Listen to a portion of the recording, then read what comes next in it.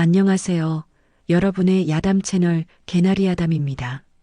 한 소장농의 초옥 안에서는 굶주린 아이들이 어머니 품에 매달려 울부짖었습니다. 어머니, 배고파요. 나도 너무 배고파요.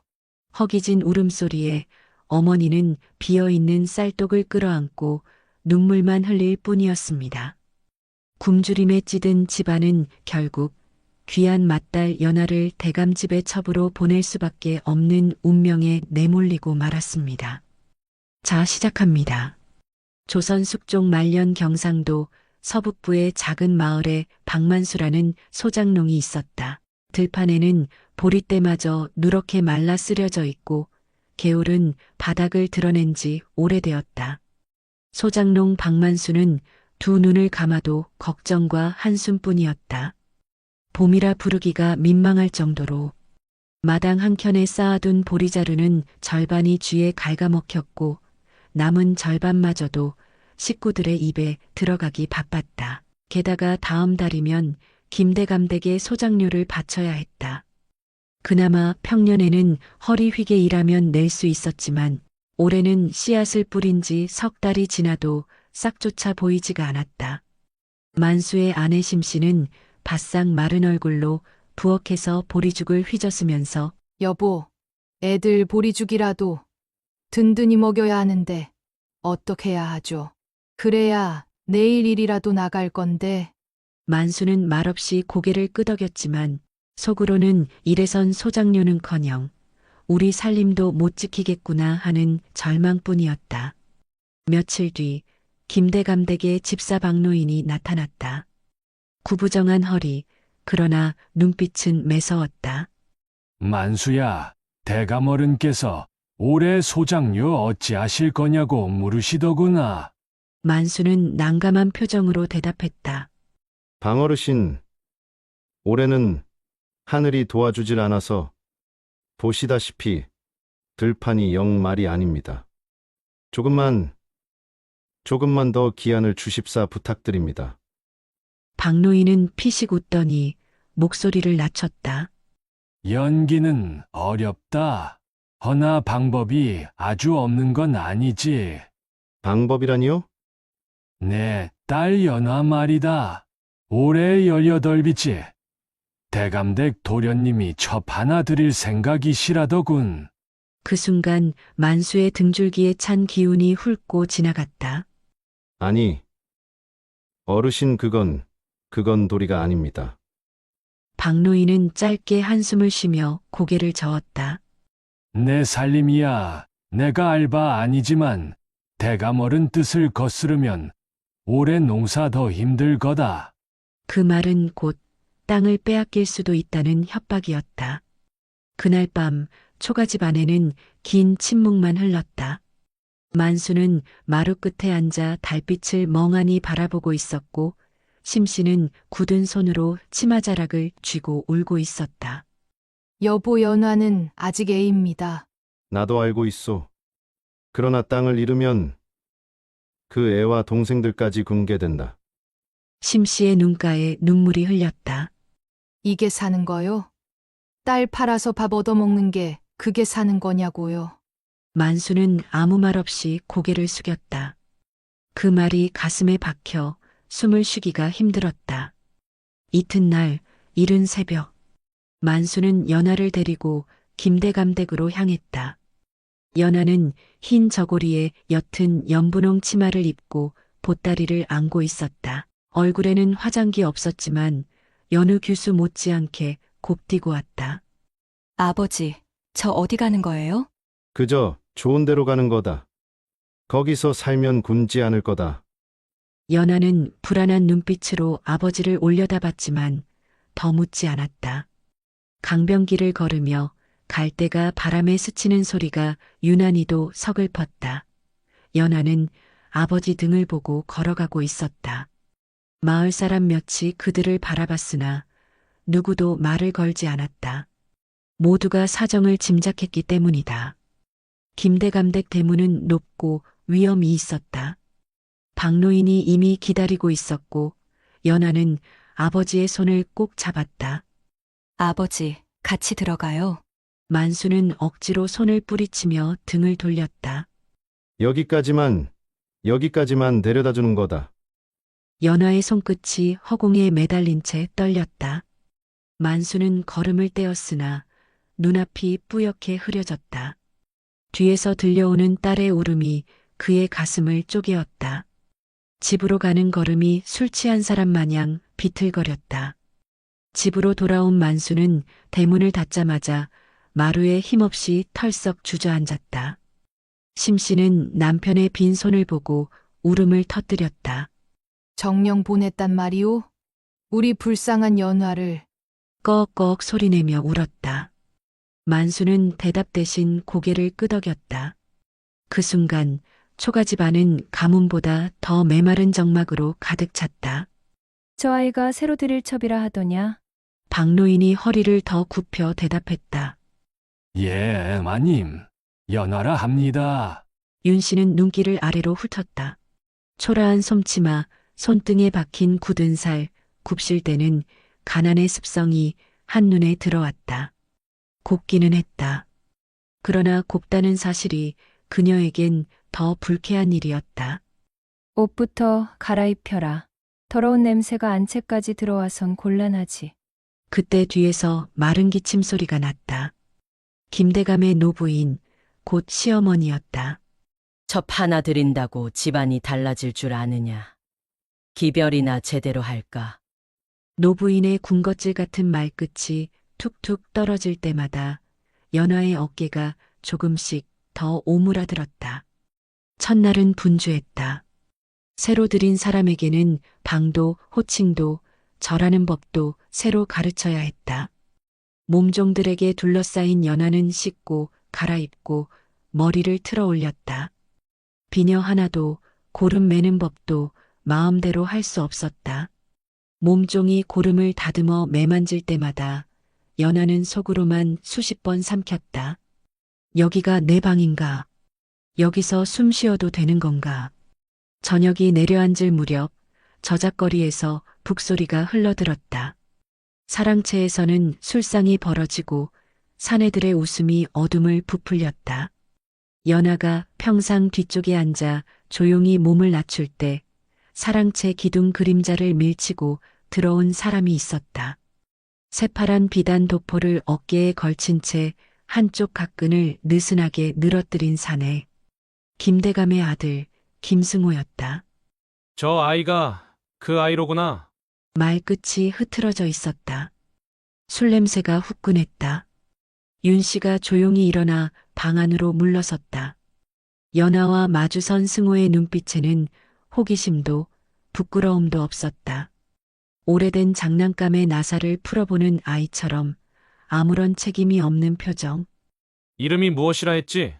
연하라 합니다. 연꽃이 뜨면 지는 내가 덜 난다더니. 하하. 주인의 말에 사랑채가 한 번 더 웃음으로 흔들렸다. 연하는 고개를 숙였다. 들어온 첫날 그의 웃음은 마치 가뭄의 해처럼 말라 있었다. 환한데 생명력이 없었다. 밤이 깊어졌을 때 안채에서 부르는 소리가 들렸다. 아래 주방 물독 비었다. 새벽 전에 길어두거라.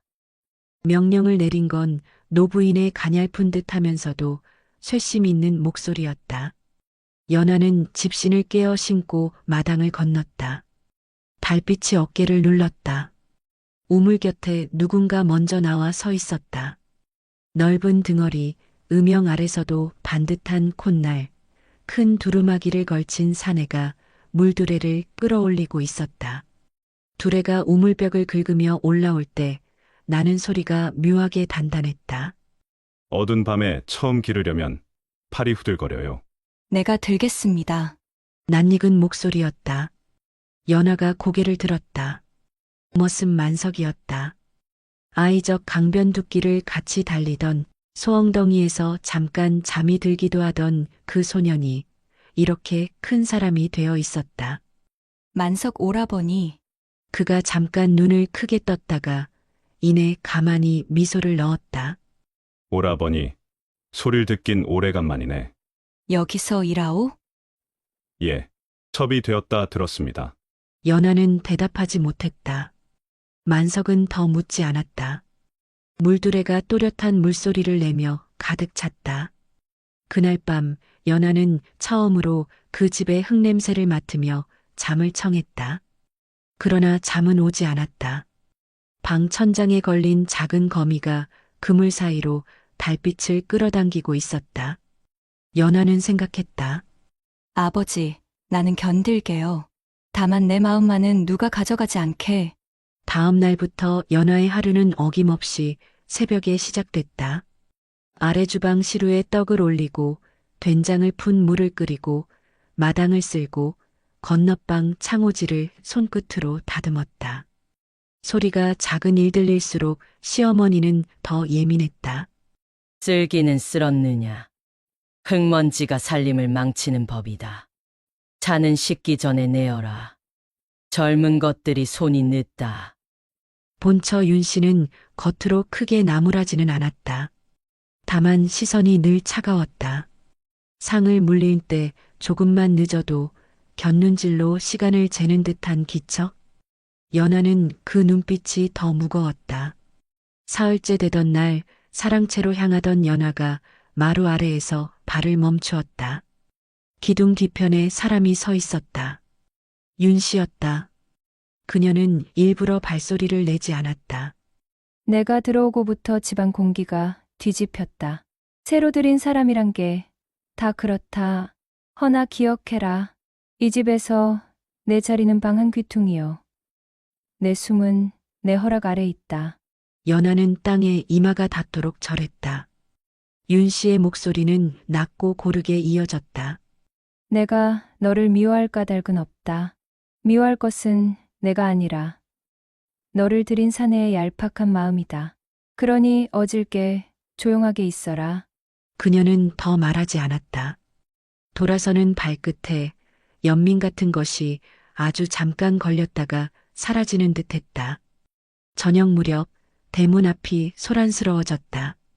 우락부락한 장정 셋이 승우를 부축해 들어왔다. 술과 기름, 장국 냄새가 한데 섞여 풍겼다. 승우는 입가에 피멍 같은 웃음을 걸고 있었다. 하하, 오늘도 기생집 북청물장수가 기합이 좋더군. 어디 보자. 내 첩은 잘 들어앉았는가? 윤 씨의 눈썹이 올라갔다. 그러나 그는 아무 말도 하지 않았다. 승우는 마루에 드러누워 갓을 굴렸다. 갓이 대구르르 굴러가다 연하의 발치에 멈췄다. 연하는 그 갓을 조심스레 들고 마루 끝에 올려놓았다. 승우는 그녀를 곁눈질로 보며 웃었다. 연꽃이 진흙을 잊으면 향이 사라진다지. 내 부모가 진흙이라면 넌 얼마나 향기로울까? 연하의 목을대가 들썩였으나 대답하지 않았다. 만석이 사랑채 뒤축에서 잠깐 모습을 드러냈다가 다시 어둠 속으로 물러났다. 그의 손끝에는 막 벗어난 쇠갈고리 자국이 붉게 남아 있었다. 잠깐 스친 눈길에 연하는 어릴 적 강가가 눈앞에 펼쳐지는 것을 보았다. 소금장수의 낡은 수레가 넘어졌을 때 만석이 홀로 들쳐 일으켜주던 모습? 그때도 그는 말이 없었다. 며칠 뒤 김대감이 고을 원님과 함께 집으로 들어왔다. 사랑채에 자리를 잡고 술들이 오가기 시작했다. 대감은 연하에게 술을 따르게 했다. 은잔에 술이 빛날 때마다 원님이 묘한 눈으로 연하를 훑쳤다. 대감은 슬며시 어깨를 윽박하는 듯 웃어 보였다. 우리 승호가 눈이 높은가 낮은가?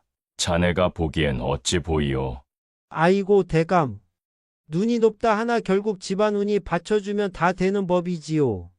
다만 과거 운은 좀 틀어막힌 듯합니다. 원님이 술잔을 비우며 말했다.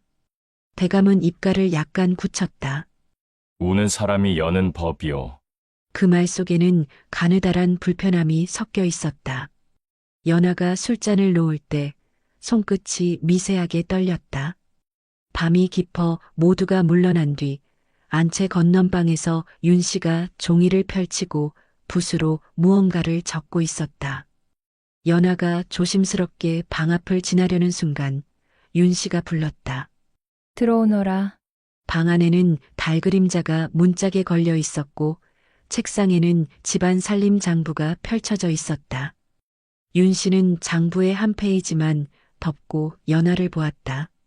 내 팔자에 담담함이 있구나. 울음도 웃음도 오래가진 못하지.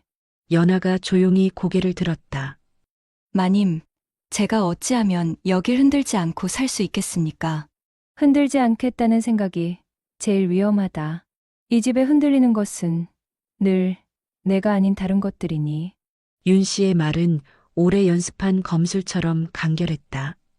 그녀는 붓을 놓았다. 내일 새벽에는 뒷마당 콩타작을 도우라. 노부인께서 직접 보실 게다. 예, 다음 날 햇살은 유난히 맑았다. 마당에 콩자루가 내려오고 타작망이 펼쳐졌다. 장정들이 망을 잡고 머슴들이 막대기로 콩대를 후려치자 쨍쨍한 소리가 흩어졌다. 연하도 소매를 걷었다. 먼지가 목구멍에 들이치자 눈물이 절로 났다. 그때 타작망 한쪽이 무너져 콩자루가 연하 쪽으로 기울어졌다. 몸이 뒤로 휙 젖혀지는 순간 굵은 팔이 허리를 받쳤다. 조심. 만석이었다. 그의 손이 연하의 옆구리를 잠깐 떠받치고는 곧바로 망을 다시 세웠다. 주위의 눈길이 동시에 몰렸다. 노부인이 혀를 찼다. 허약하기. 밥은 먹고 사냐. 윤 씨의 시선이 연하의 허리와 만석의 손자국 사이를 아주 짧게 지나갔다. 아무 말도 하지 않았다. 그러나 그 침묵이 칼날처럼 서늘했다. 해질녘 노을이 기와 지붕에 불붙는 듯 내려앉을 때 윤 씨가 뒤뜰 은행나무 아래 서 있었다. 만석이 멀리서 짐가마를 내려놓으며 땀을 훔쳤다. 그의 어깨 근육이 덩어리처럼 움직였다. 윤 씨의 눈길이 잠깐 붙잡혔다가 이내 돌처럼 굳어졌다. 미련한 생각하지 마라, 윤 씨. 그녀는 스스로에게 말하고 뒤돌아섰다. 그날 밤 남루한 구름이 달을 덮었다. 연하는 몸이 축 늘어졌다. 열이 덜 끓는 솥에서 김이 어정어정 올라오고 마루 끝에 고양이가 눈을 감았다 뜨며 꼬리를 흔들었다. 사랑채에서는 승우가 북을 치며 노랫가락을 흥얼거렸다. 장안 길목에 꽃이 피네. 내 손끝에 피네. 술기운이 엎어졌다 일어나며 방으로 굴러들 때 갑자기 문이 획 열렸다. 승우가 허우적거리며 들어와 연하를 내려다보았다. 오늘 밤은 비가 오려나? 비가 오면 달래는 게 좋지. 그의 눈길이 느물느물했다. 연하는 자리에서 조심스레 일어났다. 그때 사랑채 기둥 뒤에서 발소리가 났다. 만석이 물동이를 들고 서 있었다. 승우가 불뚝 소리쳤다. 이놈, 어디서 기웃거리느냐? 물 가지고 왔습니다. 밤중에 물은 무슨, 저리 꺼져라. 만석은 슬쩍 연하 쪽을 보았다. 그녀가 고개를 아주 작게 흔들었다. 만석은 물동이를 들어 올리며 목젖 아래로 삼킨 침이 크게 내려가는 것이 보였다. 그리고 아무 말 없이 돌아섰다. 연하는 그 등에 고맙다는 말을 끝내 올리지 못했다. 말 대신 가만히 두 손을 꾹 모았다. 방에 바람이 들었다. 바람은 아무 잘못이 없어서 억울하게도 늘 제일 먼저 나간다. 이튿날 새벽 대문 앞에 낯선 사람 둘이 서 있었다. 오복이라는 약손 어미와 허리춤에 작은 칼을 찬 젊은 약장수였다. 노부인이 그들을 방앗간 쪽으로 데려가며 말했다. 집안에 병자도 없고 뱀도 안 들었다. 다만 기운이 흐트러졌으니 삭신이 굳지 않게 약재를 좀 고르려는 것이다. 그 말은 사실 연하를 염두에 둔 것이었다. 며칠 사이 핏기가 쏙 빠진 얼굴, 밤이면 장기침을 참고 어깨를 둥글게 오므리는 몸짓. 노부인은 몸은 혹독하게 굴려도 뱃속 자손만큼은 궁금해하는 법이었다. 달래차에 잔약을 조금 타라. 눈치 못 채게. 약장수와 눈이 마주쳤을 때 연하는 작은 미소를 지었다. 그 미소에 약장수가 잠깐 얼굴을 붉혔다. 윤 씨는 멀리서 그 장면을 보고 아무 표정도 짓지 않았다. 다만 장부를 덮으며 기피를 잠깐 세웠다. 그 세운 깃이 그녀의 속을 대신 말했다. 해걸음 마당에 빗방울이 점점이 떨어졌다. 가뭄 끝에 오는 비는 소문처럼 더디고 약속처럼 짧다. 연하는 처마 끝에서 빗줄기를 바라보았다. 물기 어린 흙냄새가 들숨에 스며들 때 갑자기 허리 아래쪽이 뭉클했다. 놀라움과 두려움이 동시에 밀려왔다. 그녀는 본능적으로 손을 아래로 가져가 천천히 만졌다. 아무 일도 아니기를, 아무 일도 아니기를. 그 순간 뒤에서 누군가가 우산을 들어 올렸다. 만석이었다. 비 맞으면 더 아프다. 들어가요. 괜찮아요. 조금만 보고 싶어서요. 그녀는 빗방울이 기와를 타고 미끄러지는 소리를 오래 듣고 싶었다. 비는 언제나 한 번 오면 다시 오지 않을 것처럼 귀했다. 만석은 대답하지 않았다. 우산을 더 앞으로 눌러주었다. 그의 팔에서 물방울이 미끄러져 내렸다.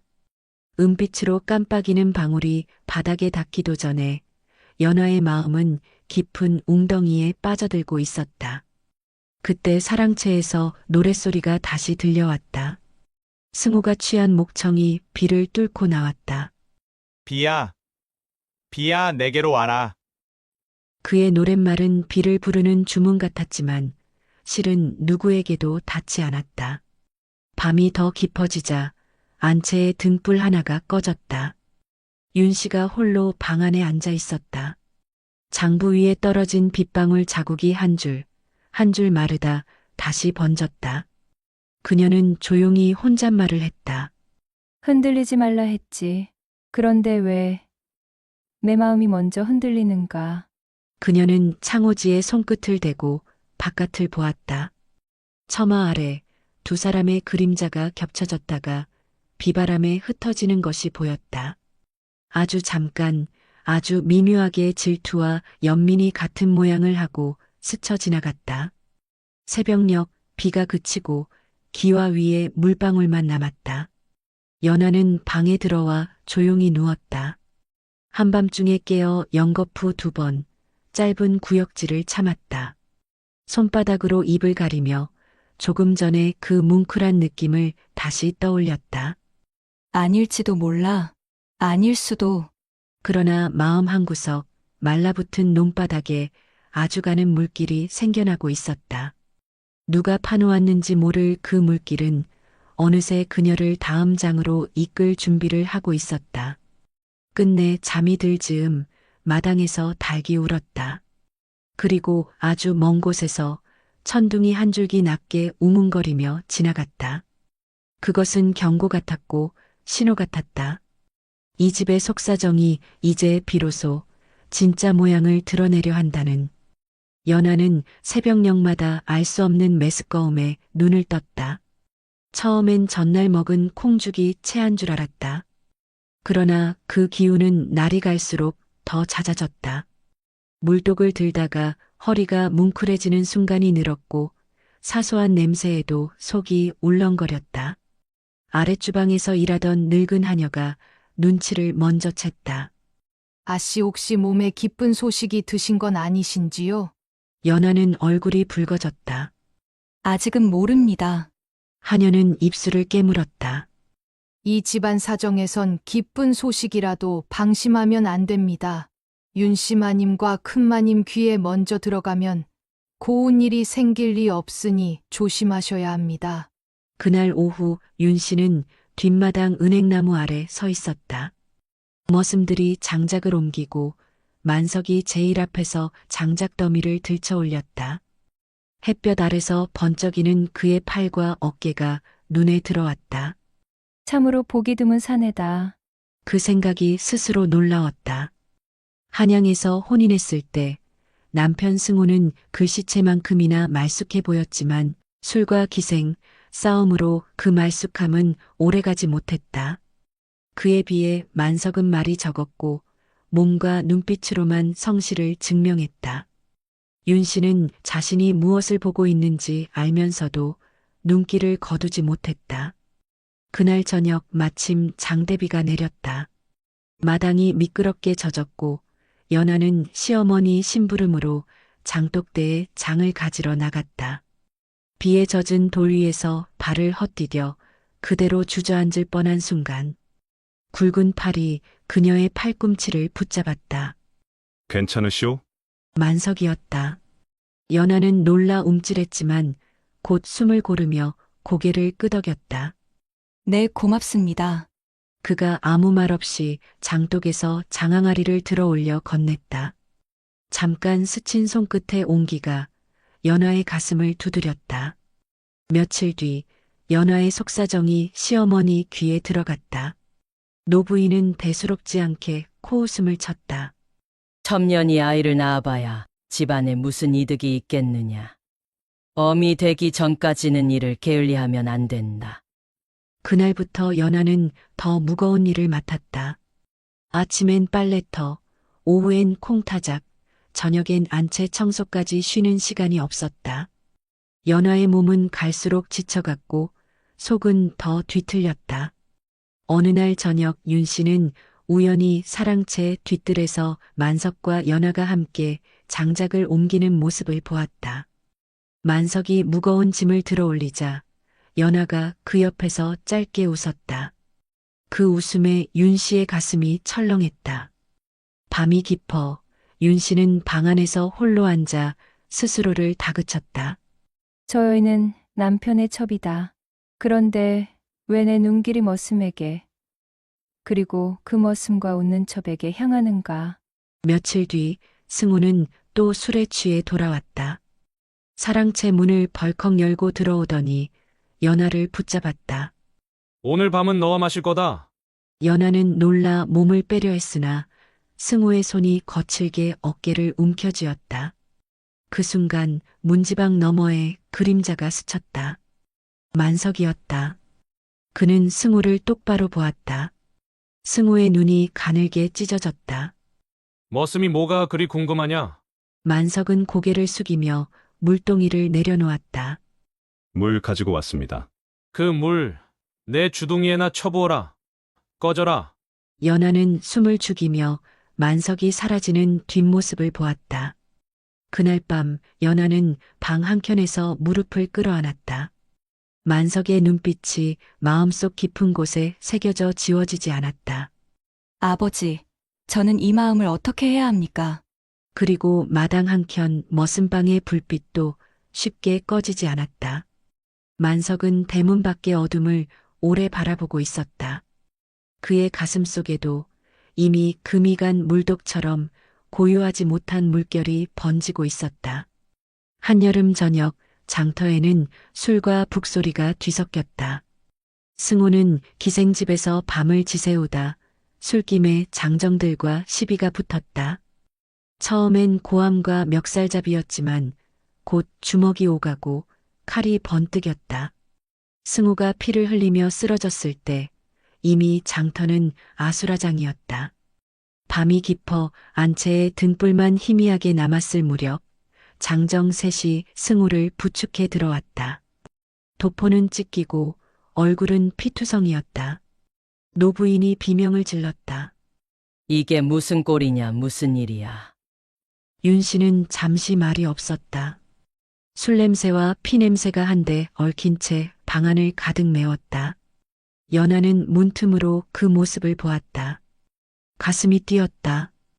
두려움이 아니라 알 수 없는 예감이었다. 동네 의원이 달려왔으나 칼자국이 너무 깊었다. 승호는 정신이 오락가락하며 횡설수설했다. 비비가 또 오겠네. 그 말을 끝으로 숨이 끊겼다. 노부인은 울부짖었고 윤 씨는 눈을 감았다. 연하는 그 광경을 지켜보다 뱃속 아이를 본능적으로 감쌌다. 죽음의 소식이 퍼지자 김대감댁은 순식간에 상가로 변했다. 노부인과 윤 씨는 장례 준비를 진두지휘했고 연하에게도 숨 돌릴 틈을 주지 않았다. 첩이라고 앉아만 있지 말고 고기라도 하. 장객들 맞을 물은 내가 끓이고. 연하는 새벽부터 밤까지 서 있었고 발목이 퉁퉁 부었다. 그럼에도 시어머니의 시선은 매서웠다. 뱃속의 아이도 이 집안의 씨라는 걸 왜 인정하지 않는 걸까? 그 의문이 연하의 가슴에 쌓였다. 장례 준비가 한창이던 날, 연하가 장작을 들다 비틀거렸다. 그 순간 만석이 허리를 붙잡았다. 다치겠소. 제가 하겠습니다. 아닙니다. 오라버니 괜찮아요. 괜찮지 않아 보입니다. 그의 목소리는 단호했다. 주변에 사람이 많아 그들은 더 대화하지 못했다. 하지만 연하의 손목에는 그 순간의 온기가 오래 남았다. 윤 씨는 대청마루에서 그 장면을 보았다. 만석이 연하를 붙잡던 손, 연하가 그 손을 뿌리치지 못하던 모습. 윤 씨의 입술이 가늘게 떨렸다. 저 사내의 손길이 나였더라면. 그 생각이 스스로를 불편하게 만들었다. 드디어 상여가 나가는 날, 마을 사람들은 모두 길가에 나와 서 있었다. 연하는 검은 치마 저고리에 머리를 질끈 동여매고 곡을 했다. 만석은 상여꾼의 한 사람으로 줄을 당기고 있었다. 윤 씨는 상여 뒤에서 조용히 걸었다. 세 사람의 시선은 단 한 번도 마주치지 않았다. 그러나 그 사이의 공기는 숨막힐 만큼 무거웠다. 승호가 세상을 떠난 지 사흘, 김대감대 간채는 마치 주춧돌이 빠진 집처럼 어수선했다. 사랑채 문은 닫혔고 대청마루엔 재상만 남아 있었다. 김대감은 며칠째 문밖 출입을 삼갔고 집안 사람들 사이에서는 앞으로의 안주인이 누구냐를 두고 조용한 속삭임이 돌았다. 윤 씨는 과부가 된 지 며칠 만에 방 안의 거울을 가렸다. 그녀의 눈빛은 여전히 단정했지만 속마음은 잔잔하지 않았다. 이제 내 자리를 지키는 일만 남았구나. 연하는 뱃속 아이가 점점 무겁게 느껴졌다. 임신 소식이 본격적으로 드러나자 시어머니의 태도는 복잡해졌다. 전현이 아이를 낳으면 내 손주다. 하지만 첩의 자식은 첩의 자식일 뿐이다. 그 말에 연하의 가슴은 시리고 한편으로는 아이를 꼭 지키겠다는 의지가 굳어졌다. 만석은 하루가 멀다 하고 마당에서 연하를 훔쳐보았다. 눈이 마주칠 때마다 그는 짧게 고개를 숙였지만 그 눈빛 속엔 수많은 말이 숨어 있었다. 어느 날 해질녘 윤 씨는 뒷마당 은행나무 아래로 만석을 불렀다. 머슴이지만 자네는 누구보다 이 집안을 지켜왔다. 만석은 말없이 서 있었다. 혹여내가 다른 삶을 택했더라면 자네 같은 사람을 곁에 두었을지도 모르네. 그 말은 바람에 실려 금세 사라졌지만 만석의 심장은 크게 요동쳤다.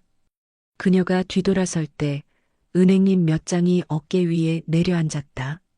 며칠 뒤 연하는 만석을 불러 조심스럽게 말했다. 아이가 태어나면 그 아이 곁에 있어줄 수 있나요? 만석은 잠시 침묵하다가 단호하게 고개를 끄덕였다. 목숨을 걸고 지키겠습니다. 그 한마디가 연하의 눈시울을 붉혔다.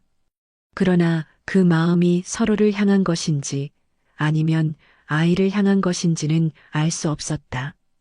김대감은 상석에서 윤 씨를 불렀다.